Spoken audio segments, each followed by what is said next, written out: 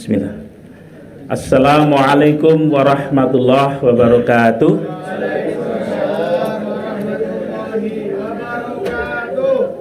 Bapak Dewan Juri dan para hadirin yang saya hormati, perkenalkan, nama saya Sugeng, utusan dari Provinsi Jawa Tengah. Mohon izin Bapak untuk menyampaikan paparan atau presentasi dengan judul Gerakan Penyuluh Agama Sadar Lestari yang disingkat Gamasari di Desa Kalitengah, Kecamatan Purwanegara, Kabupaten Banjarnegara, Provinsi Jawa Tengah. Yang melatar belakangi adanya Gerakan Penyuluh Agama Sadar Lestari adalah adanya bencana kekeringan yang rutin melanda Desa Kalitengah dan desa-desa sekitarnya di Kecamatan Purwanegara, sehingga BPBD setiap tahun harus repot dropping air ke tempat tersebut. Kekeringan itu terjadi karena adanya masalah, yaitu rusaknya lahan hutan. Perlu disampaikan, data kondisi lahan di tahun 2008 bahwa di Desa Kalitengah memiliki pangkuan hutan negara, statusnya adalah hutan lindung, itu seluas 121 hektar. Namun 70 hektar itu saat itu adalah gundul. Padahal di dalam kawasan yang 70 hektar itu sebelumnya ada sekitar 30 titik mata air, sehingga di tahun 2008 mata air itu sudah mati. Juga beberapa biota hutan seperti bunga anggrek, beberapa jenis burung, rusa, lebah, kumbang hutan, jamur dan lain sebagainya juga ikut punah. Dan sekitar 20 hektar sawah tidak bisa ditanami padi karena aliran sungai yang memasok air hanya bertahan 1 pekan setelah tidak ada hujan.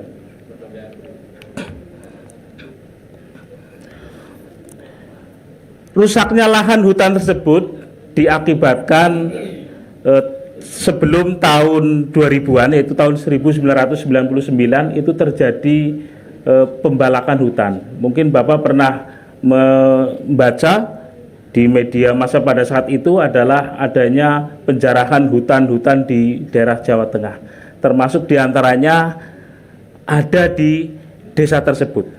Itu seperti itu.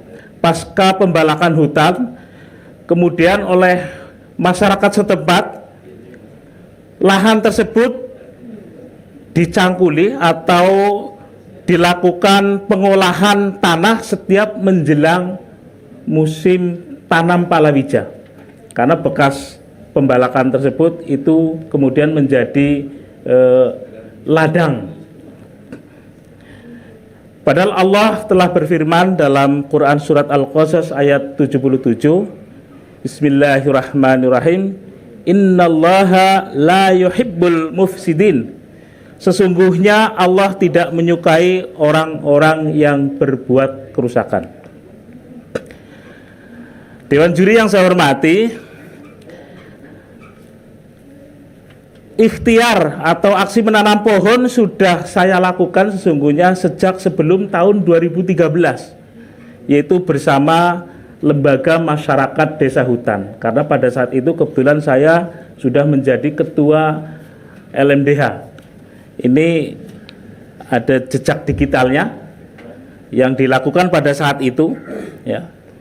Ini saya bersama teman-teman mandor perumur tani dan beberapa anggota LMDH melakukan penanaman, termasuk ini yang hutan kemudian berubah menjadi ladang. Namun tingkat keberhasilannya sangat rendah pada saat itu, yaitu di bawah 15%. Ini terjadi karena setiap tanaman sebesar lengan manusia itu kemudian ditebang karena dianggap mengganggu tanaman palawija para petani di situ. Kita tanam sebesar ini terus ditebang lagi. Dan ketika kita ingatkan mereka, kita tegur, mereka sering sekali melakukan perlawanan baik terhadap mandor perhutani maupun terhadap kami, yaitu pengurus LMDH. Kesimpulannya, kendala tersebut terjadi karena kesadaran masyarakat itu sangat rendah. Alhamdulillah semenjak tahun 2013 setelah saya menjadi penyuluh agama Islam, kemudian saya melakukan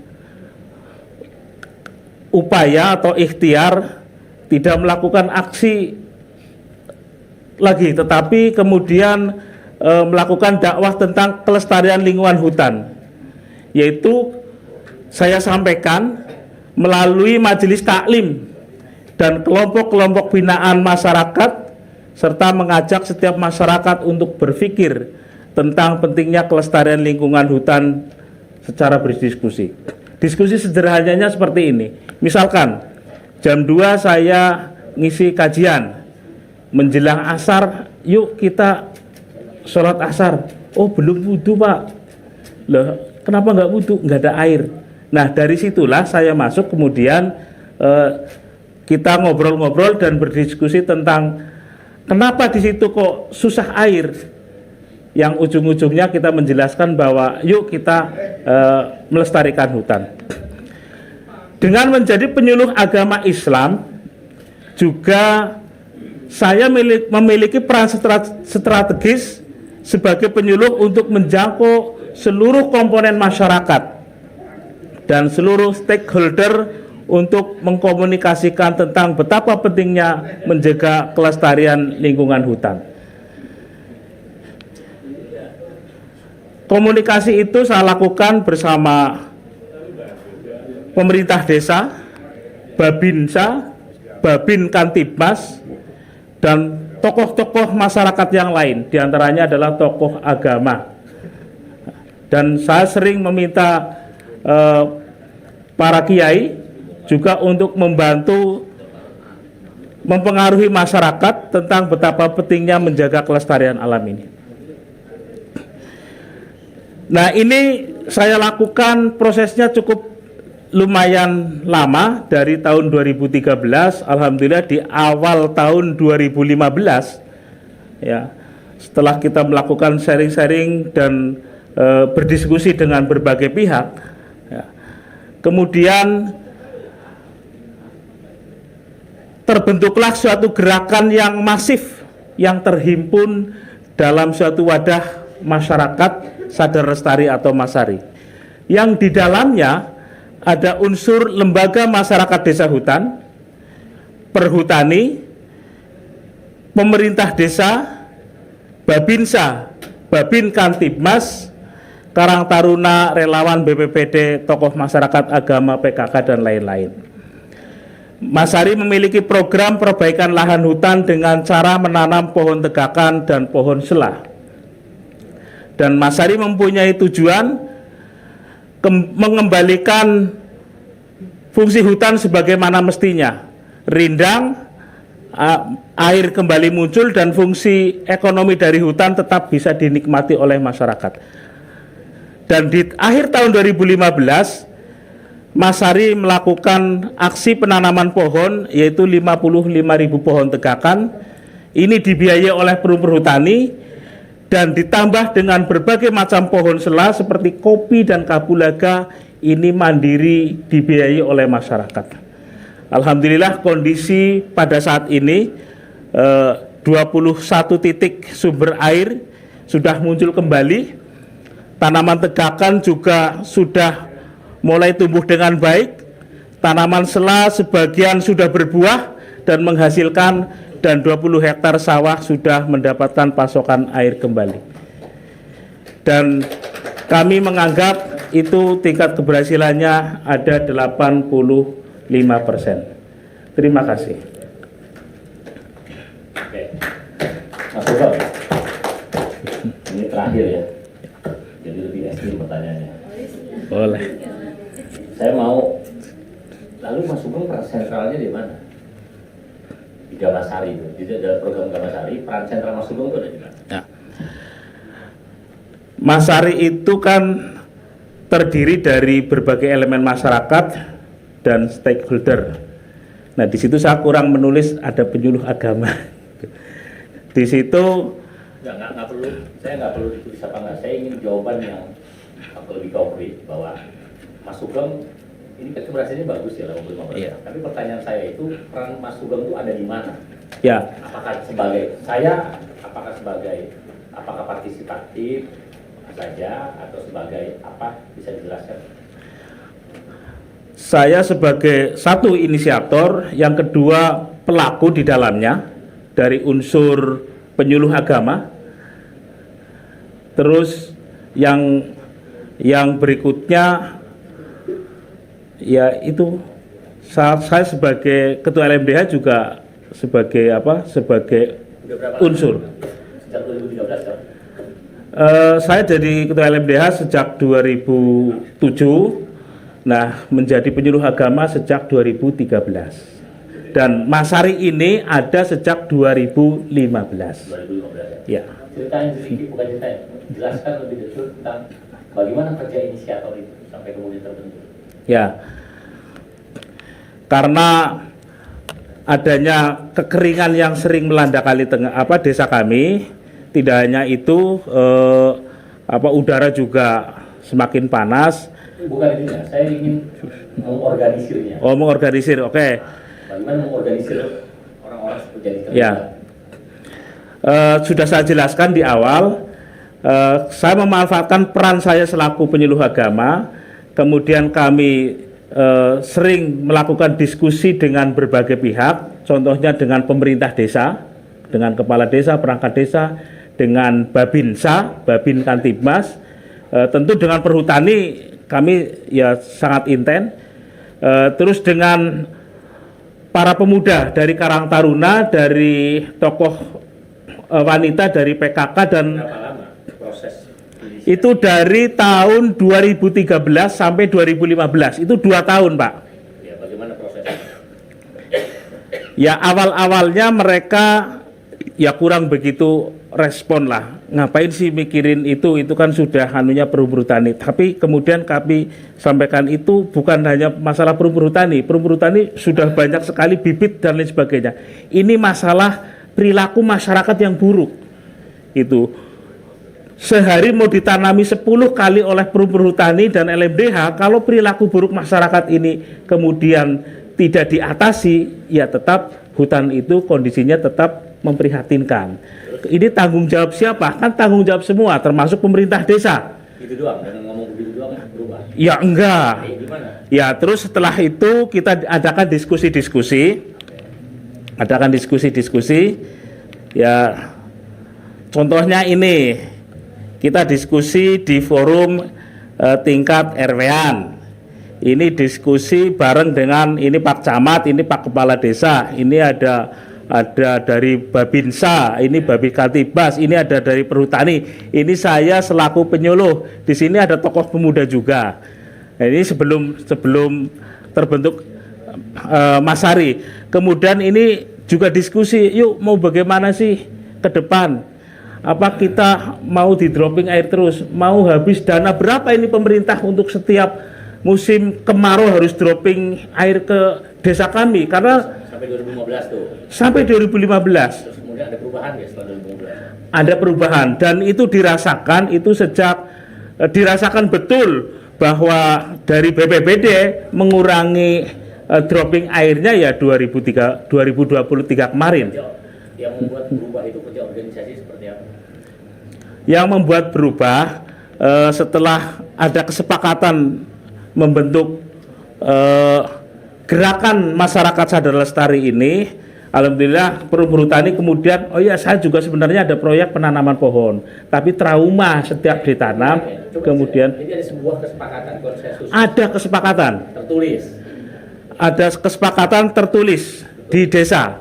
Cuma dokumennya maaf saya nggak bawa. Iya, foto harus foto. Iya. Ini bisa jadi pintu masuk kan? Iya. Salah satu kekuatannya ini, salah satu. Iya, kekuatannya ini. Terikat gitu. Terikat. Dan di situ juga ada ketentuan-ketentuan, misalkan ada yang merusak dan terbukti, ini bagiannya Babin Kantibas untuk menegakkan hukumnya. Itu seperti itu. Apa isinya? Ya, isi MOU-nya. Yang pertama melakukan reboisasi penanaman pohon kembali. Yang kedua melakukan perawatan, karena setelah ditanam ini tentunya harus butuh perawatan, termasuk dari tahun 2015 sampai hari ini pun tetap dilakukan perawatan. Yang ketiga terus pengawasan. Setelah pengawasan kemudian ada penegakan hukum, ada sanksi hukum bagi siapapun yang melakukan perusakan di wilayah tersebut. Yang menandatangani ya terlibat ini. Ya, semua ini. Ya, utang bertani pemerintah. Ya. Nah, saat dijalankan itu ada kendala nggak? Ada. Ya, bagaimana? Kendalanya ya mohon maaf, masyarakat kecil yang memang pengetahuannya sangat rendah dan tentu mereka tidak datang pada saat MOU ini, tukang ngarit lah ya Pak. Dari itu karena itu adalah ini kan rata-rata yang hadir adalah perwakilan. Iya, perwakilan. Representasi dari tokoh-tokoh kan Ya. itu. Mereka ngambil rumput, ngambil dedaunan yang itu, kemudian ya ada sedikit yang rusak, ya langkah pertama kita lakukan tegur. Setelah ditegur kok tetap ngeyel, ya nanti didatangi Pak polisi, kan sudah takut Pak. Ya itu belum dilakukan tindakan hukum, tapi peringatan. Nah, perubahan 2015 sampai 2000 berapa kemudian terasa bahwa pola perilaku masyarakat itu berubah? Ya sedikit demi sedikit. Masalah kesadaran mulai ada di tahun 2015, sehingga kemudian kami membentuk suatu gerakan yang disebut Masari ini. Nah, dengan adanya Masari ini baru mereka melakukan aksi tanam pohon. Itu seperti itu. Ya sejak dari 2015 sudah dirasakan, tapi itu tingkat kesadarannya. Tapi outputnya ya tanaman-tanaman itu bisa dinikmati kembali atau hutan berfungsi sebagaimana mestinya, itu dirasakan ya sejak akhir-akhir ini Pak, 2022, 2023, 2024 hari ini. Yang membuat kemudian ada perubahan. Ya, ada perubahan.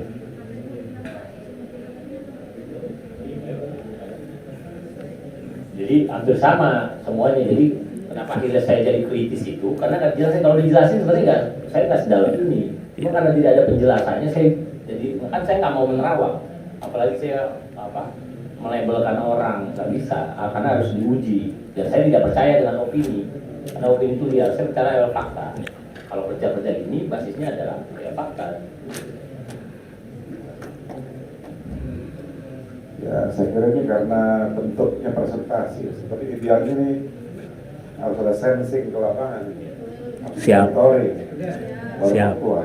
Ya. Kanwil sudah visitasi dari Kanwil. Kalau dari Yuri tadi saya ngobrol bahwa kalau nanti terpilih berapa besar, 3 besar, saya minta verifikasi. Oke. Karena masalah reputasi Kementerian Agama. Jangan sampai kemudian ketika saya menang nih 3 orang, saya minta antara mau panitia, saya tolong cek dulu ke sana. Ketika ntar diumumkan ternyata nggak akurat, kan saya juga malu sebagai dewan juri. Gitu. Jadi harus diukur itu, karena itu kan dipublikasikan nasional ini. Ya, siap. Gitu. Makanya saya cerewet di situ karena reputasi tentang Kementerian Agama, IPARI yang baru lahir, dan ini keren, bagus sekali. Maka kalau ntar kita muncul ya Bang ya, muncul 3 orang misalnya dari kita, saya minta tolong cek verifikasi dulu, pastikan bahwa dari orang yang independen, bukan dari kanwilnya. Ya dari kepala sekolah pasti bilang anaknya pinter lah. Gitu kan. Itu saya minta itu aja, supaya pastikan bahwa ini oke. Pasti ya saya yakin panitia pasti ahli lah untuk itu sudah diuji. Konsekuensi dari kegiatan ini nanti ada ekspos pasti nih. Iya, karena bisa jadi presentasinya berhasil.